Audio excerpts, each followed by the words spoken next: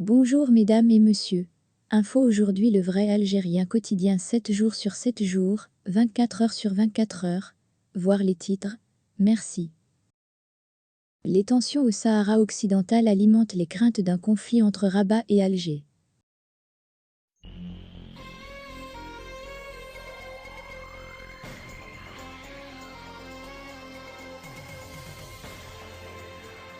L'Algérie et le Maroc sont, avec l'Égypte, les principaux acheteurs d'armes en Afrique. Les tensions au Sahara occidental alimentent les craintes d'un conflit entre Rabat et Alger. Que pèsent les armées des deux pays? Quel est l'état de leurs forces militaires? Entretien avec Emmanuel Dupuy, président de l'Institut Prospective et Sécurité en Europe, IPS, et auteur d'un chapitre nommé La guerre contre le terrorisme du Sahara au Sahel dans le livre Repenser le conflit au Sahara. Les deux pays sont en train de se réarmer. C'est un phénomène qui est récent mais c'est un phénomène qui répond l'un à l'autre. C'est plus ou moins une sorte de parité stratégique. Même si l'armée algérienne est numériquement parlant moins nombreuse que l'armée marocaine, 130 000 militaires contre 310 000, c'est sans compter les 150 000 réservistes en plus des 190 000 forces paramilitaires algériennes contre 150 000 réservistes et 50 000 forces paramilitaires pour le Maroc. Donc on voit qu'on est plus ou moins dans une logique de parité volumétriquement parlant.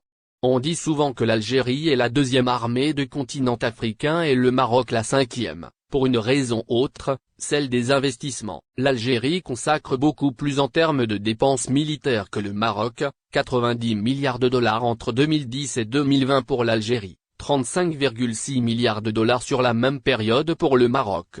Il y a là un hiatus qu'il est important d'avoir à l'esprit, ce qui confirme aussi la dernière annonce d'il y a quelques mois des 7 milliards de dollars de contrats d'armement entre la Russie et l'Algérie qui fait suite à la visite de l'état-major algérien de Saïd Changria à Moscou.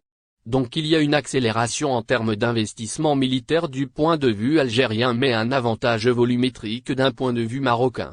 Il y a une longue tradition de formation, d'entraînement et d'équipement quasi exclusivement russe vis-à-vis de l'Algérie. Ceci correspond à une réalité géopolitique bien comprise. Par ailleurs, l'Algérie devrait être le premier client des nouveaux avions de chasse russes Sukhoi 57 qui n'ont encore jamais été vendus à l'export. L'indépendance algérienne s'est créée dans une lutte contre une puissance coloniale à la suite d'une guerre qualifiée d'anticoloniale. Il est évidemment compliqué, même si c'est en train de changer un peu, que les forces armées algériennes bénéficient de matériel militaire français ou en tout cas américain. Alger dénonce la présence américaine trop fortement appuyée vis-à-vis du Maroc. Il y a d'autres clients ponctuels comme la Chine qui fournit les deux pays. La France et les États-Unis fournissent plutôt exclusivement les forces armées marocaines. La raison est simple, le Maroc a, depuis 2004, le titre d'allié majeur non membre de l'OTAN, ce qui n'est pas le cas de l'Algérie.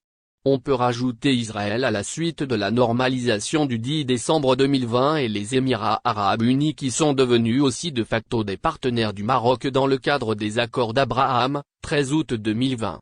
Les deux pays disposent de systèmes de défense anti-aérien solaire. Pour le Maroc, il s'agit des systèmes américains, Patriot et pour l'Algérie, c'est l'équivalent russe avec le système S-300, dont dispose aussi l'armée syrienne. Dans le domaine des radars, on est dans une parité également, Français et Américains ont fourni l'armée marocaine tandis que Chinois et Russes ont fourni l'armée algérienne. En ce qui concerne les forces aériennes, l'Algérie dispose déjà d'avions russes Sukhoi 34 et ils vont disposer, bientôt de Sukhoi 57, les derniers modèles de la marque.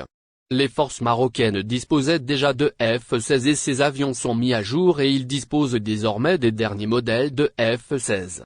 Sur les forces terrestres, le Maroc a confirmé sa volonté d'acheter 36 canons Caesar 155 mm.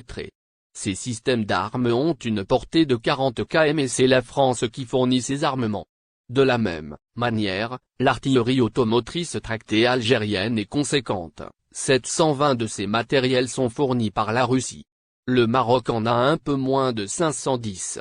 7000 véhicules blindés sont fournis majoritairement par la Russie pour l'Algérie contre 8000 pour le Maroc fournis majoritairement par les États-Unis. Pour les chars de combat, même combat.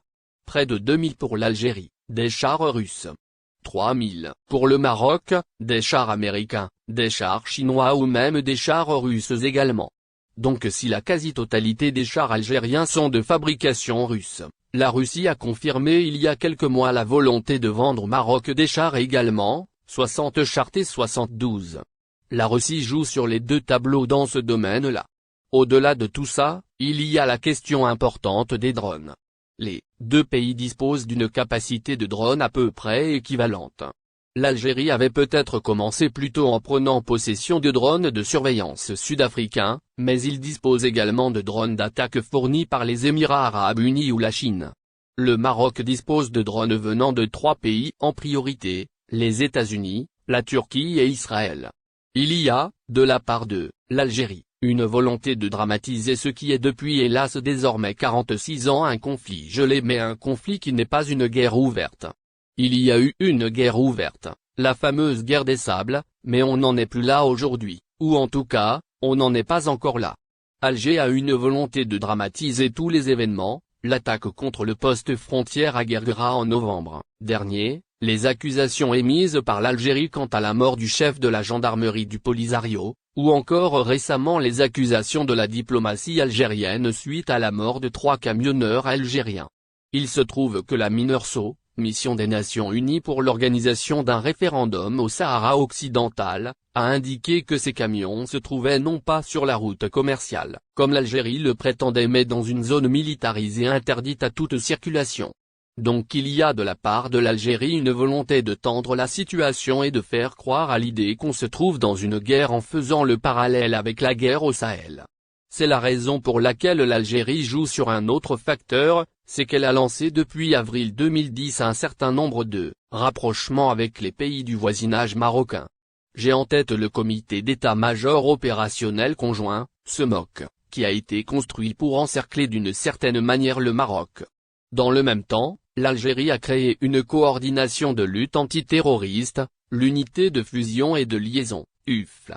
Donc il y a une volonté de la part de l'Algérie de vouloir régionaliser le conflit et de la part du Maroc une volonté de confirmer la nécessité de revenir à la négociation telle que la dernière résolution votée par 13 membres de sécurité